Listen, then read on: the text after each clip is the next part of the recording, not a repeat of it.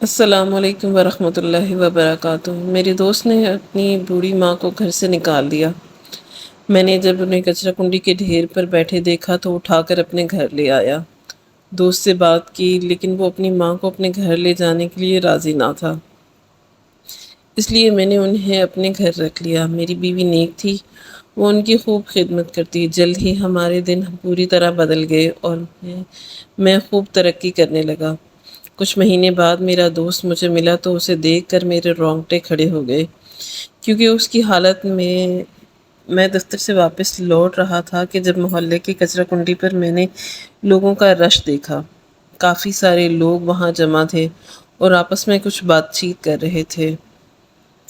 مجھے بھی تجسس ہوا کہ کچرا کنڈی پر ایسا کیا ہے جو لوگوں نے رش لگا رکھا ہے۔ پہلے میرے ذہن میں خیال آیا کہ شاید کسی نے کوئی مردہ بچہ پھینک دیا ہو، کیونکہ آج کل ایسی خبریں بہت زیادہ عام تھیں۔ لوگ اپنے ناجائز بچوں کو کچرا کنڈی پر پھینک رہے تھے۔ کچھ ہفتے پہلے بھی اسی کچرا کنڈی پر ایک نوزائیدہ بچے کی لاش ملی تھی۔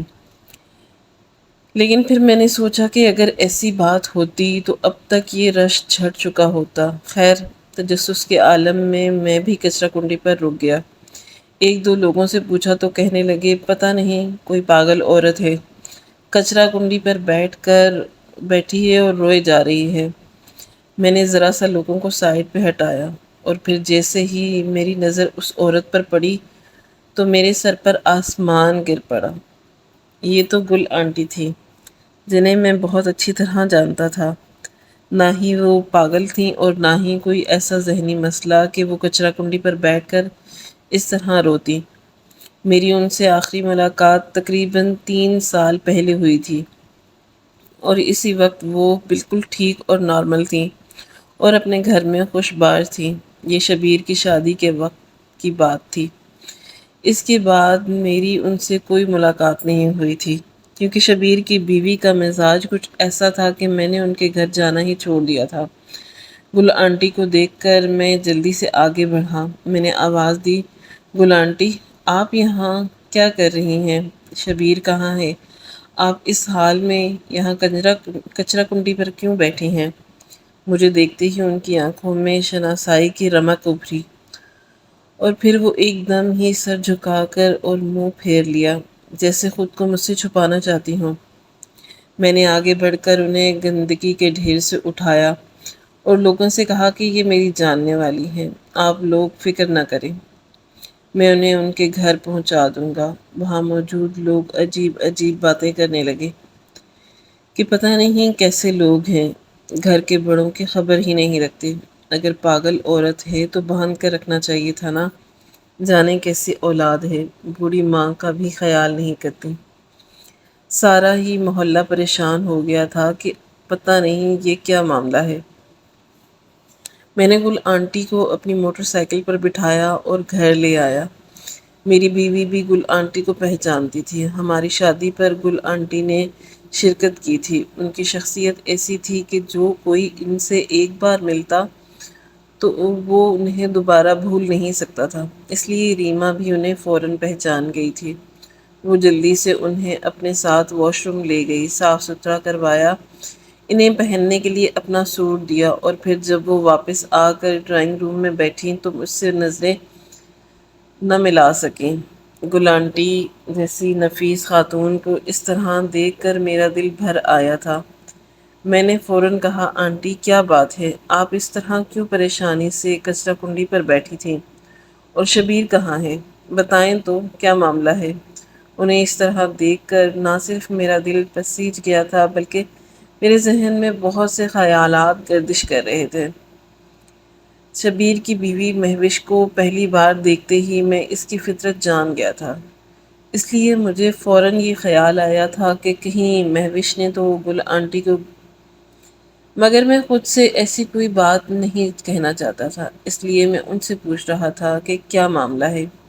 اور پھر گل آنٹی نے روتے ہوئے ایسی بات بتائی کہ میرے لیے یقین کرنا مشکل ہو گیا۔ کہنے لگی، بیٹا شبیر کی پردیس میں نوکری لگ گئی تھی، وہاں سے اس کا اور اس کی بیوی کا ویزا آ گیا تھا۔ اس نے گھر فروخت کر کے باقی ساری کارروائی کی اور اپنی بیوی کے ساتھ پردیس چلا گیا اور مجھے گھر سے نکال دیا۔ اب میرے پاس رہنے کی کوئی جگہ نہیں ہے۔ مجھے کوئی ایسا گھر بھی نہیں پتا جہاں بڑے بوڑھے کو رکھا جاتا ہے۔ گل آنٹی کا کہنے کا مطلب تھا اولڈ ہوم۔ میں نے حیرت سے پوچھا، شبیر کہاں باہر کب گیا ہے؟ میں اس کا دوست تھا لیکن مجھے اس کے بارے میں کچھ خبر نہیں تھی۔ وہ کہنے لگی، بس 15 دن ہونے والے ہیں جب سے میں یہاں وہاں بھٹک رہی ہوں۔ کھانے کو کچھ نہیں ملتا تو کسی کچرا کنڈی پر بیٹھ جاتی ہوں۔ ابھی کچرا کنڈی پر ایک تھیلی میں مجھے شبیر کی پسندیدہ ڈش نظر آئی جو سڑ چکی تھی۔ بے اختیار ہی میں اسے یاد کرنے لگی اور رونے لگی، اور پھر لوگ جمع ہو گئے۔ یہ کہہ کر وہ پھر نظریں چرائے مجھ سے روئے جا رہی تھی۔ میں نے غصے میں کہا کہ اگر اسے جانا تھا تو پھر گھر فروخت کرنے کی کیا ضرورت تھی؟ گل آنٹی شرمندگی سے کہنے لگی، بیٹا، اس کی بیوی مہوش کا یہی فیصلہ تھا کہ وہ اب دوبارہ یہاں واپس نہیں آئیں گے، اس لیے گھر فروخت کرنا اس کے لیے ضروری ہو گیا تھا۔ میری بیوی نے انہیں تسلی دی اور کہنے لگی، کھانا تیار ہے، آپ میرے ساتھ چلیں، ہم کھانا کھاتے ہیں، باقی باتیں بعد میں ہوتی رہیں گی۔ گل آنٹی کی آنکھوں میں جھلملاتے آنسو دیکھ کر ریما نے ان کا دھیان بٹانا چاہا اور وہ گل آنٹی کو اپنے ساتھ لے گئی، اور مجھے اس نے اشارے سے اس نے شبیر کو فون کرنے کا کہا۔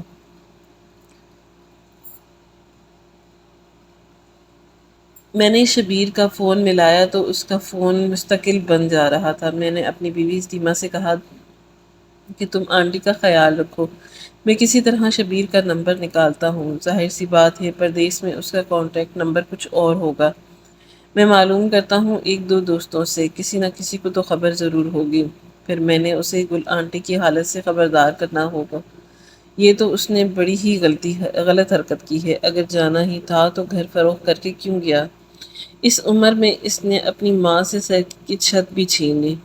مجھے شبیر کی اس حرکت پر نہ صرف افسوس ہوا بلکہ اس کے مستقبل کی بھی فکر ستانے لگی تھی، کیونکہ اپنی ماں کو اس حالت میں پہنچا کر وہ ترقی تو ہرگز نہیں کر سکتا تھا۔ یہی میرا یقین تھا۔ گل آنٹی نے کھانا کھایا تو وہ نہ جانے کی ضد کرنے لگی، کہنے لگی، تم لوگوں پر بوجھ نہیں بننا چاہتی، مجھے تو میری اولاد نے دھتکار دیا، میں تم لوگوں کو کیا پریشان کروں؟ میں گل آنٹی کے قدموں میں بیٹھ گیا۔ میں نے کہا کہ آپ میری ماں جیسی ہیں۔ میری ماں کو اس دنیا سے گئے 2 سال ہو گئے ہیں، آج تک ان کی کمی پوری نہیں ہوئی۔ اب اگر آپ مجھے قسمت سے ملی ہیں تو میں اس طرح آپ کو سڑکوں پر دھکے کھانے کے لیے نہیں چھوڑ سکتا۔ جب تک شبیر واپس نہیں آتا آپ ہمارے گھر میں رہ لیں۔ میری بیوی بھی بہت اچھی نیک فطرت کی تھی، اس نے بھی گل آنٹی کو گھر میں رکھنے پر کوئی اعتراض نہ کیا، بلکہ وہ خود کہنے لگی کہ آنٹی آپ نہ جائیں، آپ ہمارے ساتھ رہیں، ہمارے گھر میں بھی رونق لگ جائے گی۔ میرے تو بچے بھی نہیں ہیں، میں اکیلی رہتی ہوں، آپ کے ساتھ میرا بھی دل لگ جائے گا۔ ہمارے بہت اصرار پر گل آنٹی ہمارے گھر ہی رک گئی۔ میں نے اپنی ماں کا کمرہ انہیں دے دیا اور وہ مجھے بہت زیادہ دعائیں دے رہی تھیں۔ انہیں کمرے میں چھوڑ کر جب میں اپنے کمرے میں واپس آ کر بیٹھا تو میری آنکھوں میں آنسو آ گئے۔ میری بیوی ریما کہنے لگی، آپ پریشان نہ ہو، شبیر کو اس کی ماں کی حالت بتائیں گے تو وہ ضرور واپس آئے گا۔ میں نے ریما کی طرف دیکھا اور اسے بتایا کہ میں اور شبیر جب 10ویں جماعت میں تھے، جب ہماری بہت زیادہ اچھی دوستی ہو گئی تھی۔ شبیر پیسے والا تھا، اس کے گھر کافی سہولیات تھیں، اسی لیے میں گیمز وغیرہ کھیلنے شبیر کے پاس چلا جاتا تھا۔ شبیر کے ابا ایک ملٹی نیشنل کمپنی میں بہت اچھی نوکری کرتے تھے اور اسی لیے ہم سے زیادہ اس کے حالات اچھے تھے۔ تب گل آنٹی ہی میرے پسند کے کھانے بناتی تھیں، شبیر کے منہ سے نکلی ہر بات وہ فوراً پوری کر دیا کرتی تھیں۔ گل آنٹی ابھی میرے ساتھ غیروں جیسا سلوک نہیں کرتی تھی، وہ انتہائی نفیس خاتون تھی، ایک سے بڑھ کر ایک لباس پہنتی تھی۔ میں نے اس زمانے میں گل آنٹی کے پاس وہ سب کچھ دیکھا تھا جو کسی بھی اچھی اور امیر خاتون کے پاس ہو سکتا تھا۔ گل آنٹی تو میری آئیڈیل تھی۔ میں اپنی ماں سے بھی کہتا تھا کہ آپ گل آنٹی کی طرح کیوں نہیں رہتی، ان کی طرح کے کپڑے کیوں نہیں پہنتی۔ تب میری ماں مسکرا کر کہتی تھی کہ بیٹا، ہر ایک کی قسمت ایک جیسی نہیں ہوتی۔ لیکن آج گل آنٹی کی حالت دیکھ کر مجھے بہت ہی دکھ ہوا تھا، اور میں سوچ رہا تھا کہ واقعی ہی ہر ایک کی قسمت ایک جیسی نہیں ہوتی۔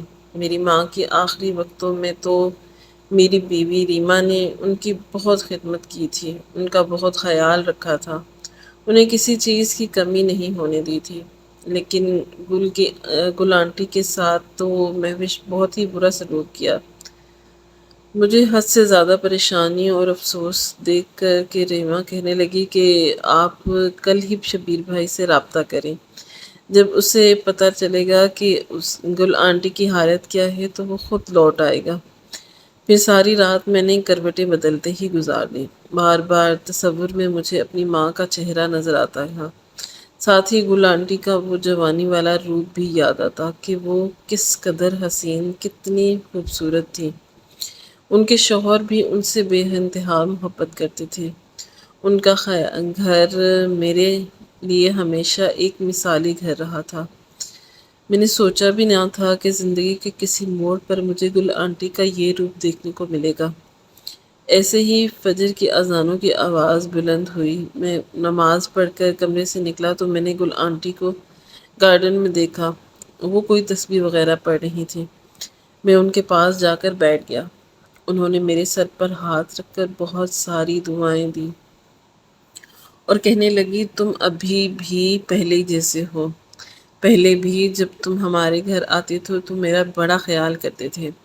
تم اب بھی مجھے دیکھ ہی پہچان لیا، کوئی اور ہوتا تو شاید ایسی حالت میں مجھے دیکھ کر منہ موڑ جاتا۔ میں نے ان کا ہاتھ پکڑ لیا اور کہا کہ آپ بالکل بے فکر رہیں، گھر بھی آپ کا ہے اور ہم لوگ بھی آپ ہی کے ہیں، کوئی آپ کو یہاں سے جانے کا نہیں کہے گا، اب یہاں سکون سے رہیں۔ وہ کہنے لگی، بس میں تم لوگوں پر زیادہ بوجھ نہیں بننا چاہتی، مجھے تو میری بہو نے قبول نہیں کیا، میں ریما کو کیسے پریشان کر دوں۔ میں نے مسکرا کر کہا کہ مائیں بوجھ نہیں ہوتی، یہی میری اور ریما کی بھی سوچ ہے۔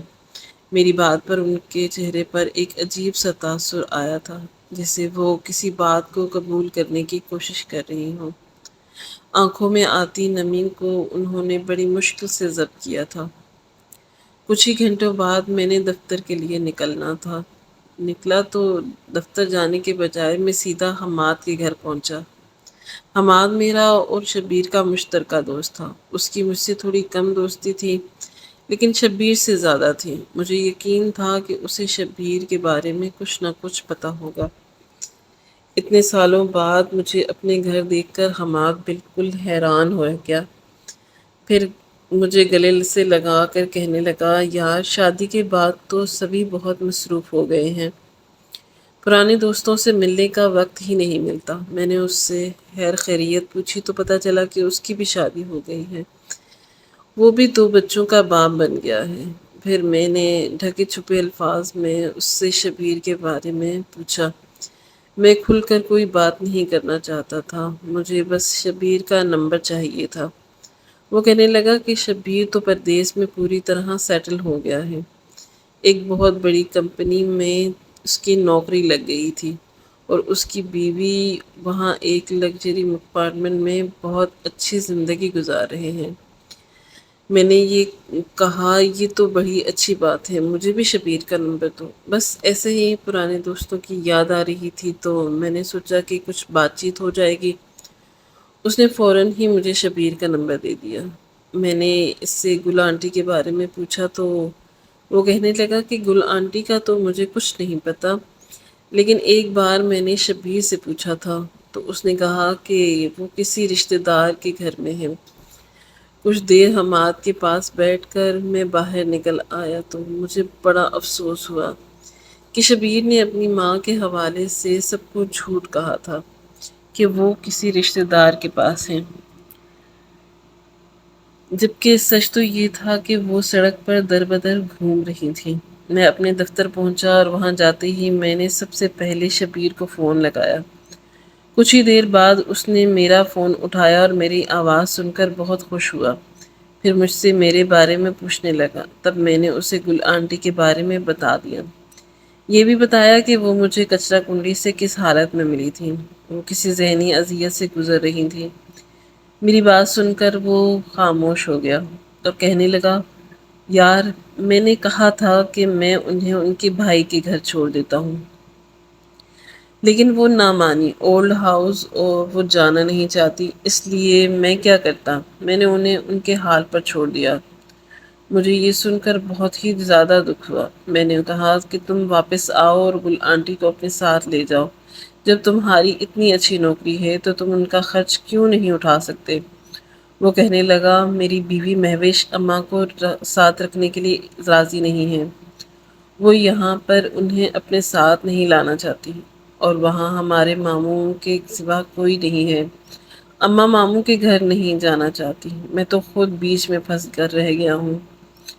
تم انہیں کسی اولڈ ہاؤس میں پہنچا دو، ان کا خرچہ میں برداشت کر لوں گا، تمہیں بھیج دوں گا، پھر چاہو تو اپنے گھر رکھ لو، لیکن مجھ سے ان کے بارے میں کوئی بات نہ شیئر کرو۔ شبیر کی یہ بات سن کر مجھے یقین نہیں آیا تھا کہ یہ وہی لڑکا تھا جس کا بڑا کرنے کے لیے گل آنٹی نے بہت ہی محنت کی تھی۔ میں نے شبیر سے کہا کہ انہیں تمہارے پیسوں کی بھی ضرورت نہیں ہے، تم ان کی طرف سے بے فکر ہو جاؤ۔ آج سے وہ میری ماں ہے۔ اور میں نے غصے میں فون بند کر دیا تھا۔ جب میں گھر واپس پہنچا تو ریما گل آنٹی بیٹھ کر باتیں کر رہی تھی۔ گل آنٹی کے چہرے پر مسکراہٹ تھی اور وہ کافی نارمل نظر آ رہی تھی، اس لیے میں نے ان کے سامنے شبیر کی کوئی بات نہیں کی۔ لیکن جب رات کو ریما نے مجھ سے شبیر کے بارے میں پوچھا تو میں نے اسے سب کچھ سچ سچ بتا دیا تھا اور اس سے کہا کہ تم بتاؤ اب میں آنٹی کو اولڈ ہاؤس چھوڑ کر آؤں یا ہم انہیں خود رکھ لیں گے۔ میری بات سن کر وہ کہنے لگی کہ آنٹی کے آنے سے تو میرا بہت دل لگ گیا ہے، مجھے ان کے یہاں رہنے پہ کوئی اعتراض نہیں ہے، وہ تو بہت ہی تجربہ کار اور سمجھدار عورت ہیں، ان کے ہونے سے مجھے بہت آسانی ہوگی، اور پھر وہ بہت ہی محبت کرنے والی بھی ہیں۔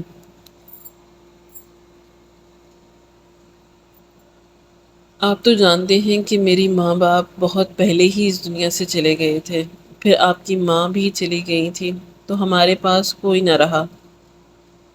اب اللہ تعالیٰ نے اگر تحفتاً گل آنٹی کو ہمارے گھر بھیج دیا ہے تو میں انہیں ہمیشہ سنبھال کر رکھوں گی۔ ریما کی سوچ پر مجھے خوشی ہوئی تھی۔ پھر گل آنٹی نے ہمارے ساتھ ہی رہنا شروع کر دیا۔ دھیرے دھیرے انہوں نے ہمارے گھر کو اپنا گھر مان لیا تھا اور ریما کا بہت زیادہ خیال بھی رکھتی تھی۔ میں پہلے دفتر جاتا تھا تو مجھے فکر ستاتی تھی کہ میری بیوی اکیلی ہوگی، لیکن گل آنٹی کے آنے کے بعد سے تو میں بالکل بے فکر ہو گیا تھا۔ ایک دن باتوں باتوں میں گل آنٹی نے خود بتایا کہ ان کا ایک بھائی ہے لیکن وہ ان کے گھر نہیں جانا چاہتی کیونکہ ان کی بھابھی بھی مہوش جیسی ہی عورت ہے۔ وقت تیزی سے گزرتا چلا گیا۔ 3 مہینے بعد ہمیں ایک ایسی خبر ملی جس کا ہم نے تصور بھی نہیں کیا تھا۔ دراصل ریما کے ساتھ کچھ ایسے مسائل تھے جس کی وجہ سے وہ ماں نہیں بن سکتی تھی اور ہم اولاد کی خوشی سے بھی محروم تھے، لیکن گل آنٹی اسے دن رات دعا دیتی تھیں کہ جلد ہی اس کی گود میں خوشی آ جائے، اور 3 مہینے میں ہمیں وہ خوشخبری مل گئی تھی۔ ہم نے دونوں کی دنیا ہی بدل گئی تھی۔ ریما امید سے ہو گئی تھی، ڈاکٹروں کو بھی جب یہ بات پتہ چلی تو وہ بھی حیران ہو گئے کیونکہ ریما کی پرانی رپورٹس بالکل مختلف تھیں اور اب ان کی یہ پریگننسی ایک طرح سے معجزہ ہی تھی۔ ریما کا کہنا تھا کہ یہ سب گل آنٹی کی دعاؤں کا نتیجہ ہے۔ وہ پہلے سے بھی زیادہ ان کے قریب ہو گئی تھی اور گل آنٹی نے ایک ماں کی طرح اس حالت میں ریما کا بہت خیال رکھنا شروع کر دیا تھا۔ ہمارا گھر خوشیوں سے بھر گیا تھا۔ 2 مہینے اور گزرے تو ایک دن میرے باس نے مجھے بلا لیا اور کہنے لگے کہ تم بہت ہی محنت اور ایمانداری سے کام کرتے ہو، اس لیے ہم نے سوچا ہے کہ ہماری نئی برانچ میں ہم تمہیں مینیجر کے طور پر ٹرانسفر کر دیں۔ دوسری برانچ تمہارے گھر سے بھی کافی نزدیک ہے، اور مینیجر بننے کی خوشی میں تمہیں گاڑی بھی ملے گی۔ یہ سننا تھا کہ میں حیران رہ گیا، کیونکہ فی الحال میں جس پوسٹ پر تھا وہاں سے مینیجر کی پوسٹ پر پہنچنے کے لیے مجھے کم سے کم 4 سال کا انتظار اور کرنا پڑتا۔ لیکن اتنی اچانک مجھے یہ پوسٹ ملی تھی کہ میں خوش ہونے کے ساتھ ساتھ حیران بھی تھا۔ دوسرے ہی دن میں نے مینیجر کے طور پر اس برانچ میں پہنچ گیا، اور پھر 1 ہفتے بعد مجھے کمپنی کی طرف سے گاڑی بھی مل گئی۔ میں خدا کا جتنا بھی شکر ادا کرتا کم تھا۔ میں گل آنٹی کی دعاؤں کے حصار میں گھر سے نکلتا اور جب گھر میں داخل ہوتا تو مجھے دیکھتے ہی وہ مسکراتی، میری خیر خیریت کرتی، مجھے اپنے پاس بٹھاتی، میں اپنے ہر مسئلے کا حل ان سے ڈسکس کرتا، اور وہ بہت سمجھداری کے ساتھ میرے بہت سے مسائل کا حل بھی بتا دیتی۔ وہ ایک پڑھی لکھی اور بہت ہی سلجھی ہوئی خاتون تھی۔ انہوں نے میری زندگی کے بہت سے مسائل کو چٹکیوں میں حل کر دیا تھا۔ ایسے ہی 1 سال گزر گیا۔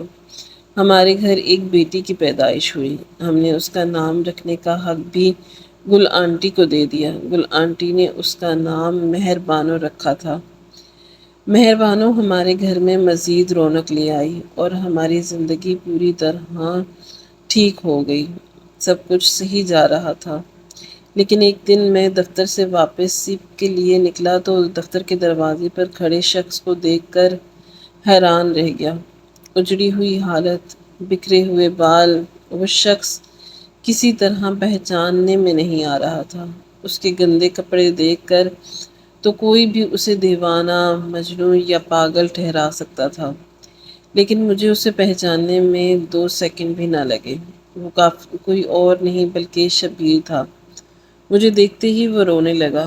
وہ مجھ سے گل آنٹی کے بارے میں پوچھنے لگا۔ میں نے اسے گل آنٹی کے بارے میں تو کچھ نہ بتایا، البتہ اسے اپنے آفس میں بلا کر بٹھا لیا اور کہا کہ بتاؤ یہ تمہیں کیا ہوا ہے، یہ تمہارا کیا حال ہو گیا ہے، تم پردیس سے کب لوٹے؟ میری اس بات سن کر وہ رونے لگا اور کہنے لگا کہ اس کی پردیس میں نوکری چھوٹ گئی تھی، پھر دوبارہ اسے نوکری نہ ملی، مجبور وہ اپنی بیوی کے ساتھ وطن واپس آ گیا۔ لیکن اس کی بیوی کو پیسے کی عیاشی کی عادت ہو چکی تھی، اس لیے جب یہاں آ کر ان کے حالات نہ سمجھے تو وہ کسی اور آدمی کے ساتھ چلی گئی، اور اس نے شبیر کو تنہا چھوڑ دیا۔ شبیر یہاں جانے سے پہلے اپنا گھر فروخت کر چکا تھا۔ نوکری اس کے پاس تھی نہیں، جو جمع پونجی تھی کچھ دن ہوٹل میں رہ کر اس نے وہ خرچ کر دی، اور اب وہ بالکل اسی طرح سڑک پر تھا جس طرح کچھ عرصے پہلے گل آنٹی سڑک پر تھی۔ وہ ہاتھ جوڑ کر روتے ہوئے کہہ رہی تھی کہ مجھے میرے ماں کے پاس پہنچا دو، اس کی بد دعا لے کر میری زندگی ختم ہو گئی۔ میں نے غصے سے اسے دیکھا اور کہا کہ تم کیسی اولاد ہو، تمہیں اپنی ماں کی فطرت کا نہیں معلوم؟ کیا تمہیں لگتا ہے کہ گل آنٹی نے تمہیں کبھی بد دعا بھی دی ہوگی؟ انہوں نے تمہیں کبھی کوئی بد دعا نہیں دی۔ ہاں، اتنا ضرور ہوا کہ ان کے آنسوؤں نے عرش کو ہلا دیا اور تمہیں خود بخود سزا مل گئی، لیکن ایک ماں کبھی اپنی اولاد کو بد دعا نہیں دے سکتی۔ تمہارے ساتھ جو کچھ ہوا وہ تمہارے گناہوں کا نتیجہ ہے، نہ کہ تمہاری ماں کی بد دعا کا اثر۔ تم نے خود ایک پل کے لیے بھی یہ نہیں سوچا کہ تمہارے پیچھے تمہاری ماں کا کیا ہوگا، وہ کہاں جائے گی۔ تم نے تو اس کی سر سے چھت بھی چھین لی، لیکن اب خود پر گزری ہے تو تمہیں احساس ہو رہا ہے، اپنی ماں کی یاد آ رہی ہے۔ اگر اب بھی تمہارے ساتھ یہ سب کچھ نہ ہوتا تو تم شاید کبھی پلٹ کر گل آنٹی کو تلاش کرنے کی کوشش نہ کرتے۔ تم جیسا انسان اولاد کہلانے کے لائق نہیں ہے، وہ نہ ہی گل آنٹی کو اب تمہاری ضرورت ہے۔ میری بات سن کر وہ میرے قدموں میں بیٹھ گیا، رونے لگا، معافی مانگنے لگا، کہنے لگا بس ایک بار مجھے میری ماں سے ملوا دو۔ میں اس سے اٹھا کر اپنے گھر لے گیا۔ میرا دل تو نہیں تھا کہ میں اسے گل آنٹی سے ملواؤں، لیکن وہ گل آنٹی کی اولاد تھا، میں اسے ان سے دور کیسے کر سکتا تھا؟ گل آنٹی اپنے بیٹے کی اسی حالت دیکھ کر پھوٹ پھوٹ کر رونے لگیں۔ انہوں نے کوئی شکوہ شکایت نہیں کی تھی، بلکہ شبیر کو سینے سے لگایا تھا، اس کے بالوں میں ہاتھ پھیرتے اور اس کی خیریت پوچھ رہی تھی۔ شبیر نے خود پر گزری ہر اذیت کے بارے میں انہیں بتایا تھا، جبکہ گل آنٹی نے اپنی کسی پریشانی کی، کسی تکلیف کا ذکر شبیر سے نہیں کیا تھا۔ انہوں نے یہ ثابت کر دیا تھا کہ ماں کی محبت ہر لالچ سے پاک ہے۔ انہوں نے شبیر کو فوراً معاف کر دیا تھا اور اسے کہا تھا کہ وہ پریشان نہ ہو۔ پھر گل آنٹی نے مجھ سے کہا تھا کہ شبیر کے لیے کسی نوکری کا انتظام کر دوں۔ میں نے گل آنٹی سے کہا کہ وہ تو میں کر دوں گا، لیکن اب میں آپ کو شبیر کے ساتھ نہیں جانے دوں گا۔ میری بیٹی مہر گل آنٹی کو دادی کہنے لگ گئی تھی اور ریما بھی انہیں اماں پکارنے لگی تھی۔ میں نے کہا کہ میں اپنی بیٹی کی دادی کو اس سے دور نہیں کر سکتا، اور یہی شبیر کی سزا ہے کہ وہ اب دوبارہ کبھی آپ کے ساتھ نہیں رہے گا۔ میں شبیر کو تو سیٹ کرا دوں گا، لیکن آپ اب اسی گھر میں میرے ساتھ رہیں گی۔ میری بات سن کر گل آنٹی کی آنکھوں میں آنسو آ گئے تھے۔ انہوں نے مجھے سینے سے لگا لیا اور مجھے یقین دلایا کہ وہ مجھے کبھی چھوڑ کر نہیں جائیں گی۔ میں نے شبیر کو نوکری دلوا دی تھی اور وہ ایک کمرے کے چھوٹے سے کرائے کے گھر میں رہنے لگا تھا۔ دھیرے دھیرے اس کے حالات ٹھیک ہو رہے تھے، لیکن میں نے گل آنٹی کو اپنے گھر سے نہیں جانے دیا تھا۔ وہ خود بھی اب مجھے چھوڑ کر نہیں جانا چاہتی تھی۔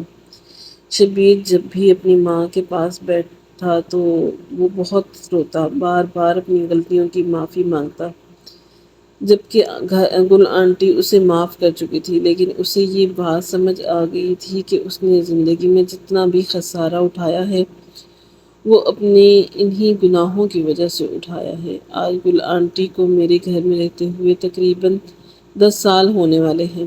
میری بیٹی 9 سال کی ہو گئی ہے۔ ہماری زندگی میں ہر گزرتے دن کے ساتھ خوشیاں بڑھتی چلی جا رہی ہیں۔ میں آپ سے سب سے یہی کہنا چاہتا ہوں کہ جب تک ہم اپنے بڑوں کا خیال نہیں کریں گے، ان کی عزت اور احترام نہیں کریں گے، تب تک ہم زندگی میں کبھی کامیابی اور ترقی حاصل نہیں کر سکتے۔ بڑوں کی دعائیں تقدیر بدلنے کے لیے کافی ہوتی ہیں۔ ناظرین، مزید اس طرح کی سبق آموز کہانیاں سننے کے لیے ہماری ویڈیو کو لائک کریں، شیئر کریں اور ہمارے چینل کو سبسکرائب کریں۔